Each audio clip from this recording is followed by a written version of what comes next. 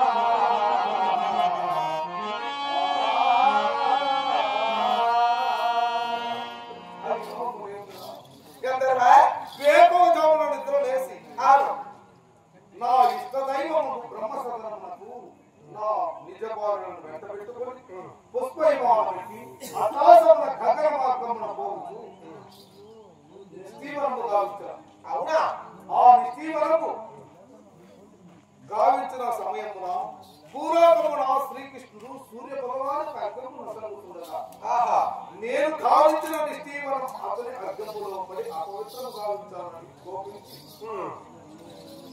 ఇటు చేసిన గంధర్వుని బట్టి వారి భూలోకం విడిచి భూలోకము చేరిన పాతాళమునకు దూరిన దిగ్గజములకు మారిన అది కట్టి నా సుదర్శన చక్రము చేయమా శిరము కంపించుదని చక్రము అది చక్రము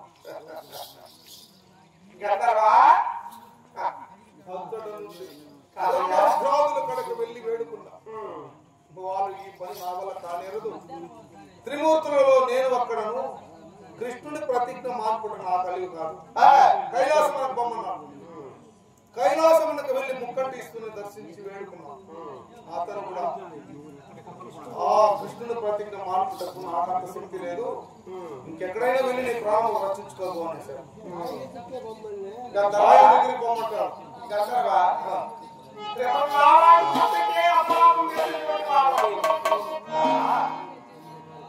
ఎవరు పాపని ప్రతిన మాకు వారు ఒక పని మునేశ్వర